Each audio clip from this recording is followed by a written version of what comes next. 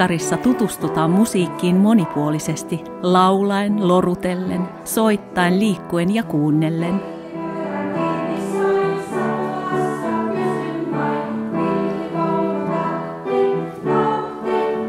Muskarin tavoitteena on lapsen kokonaisvaltaisen kehityksen tukeminen sekä positiivisen ja elinikäisen musiikkisuhteen luominen.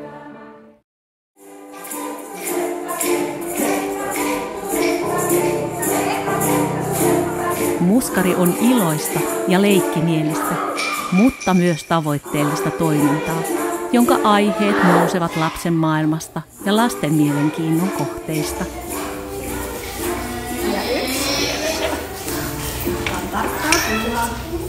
Kiitos.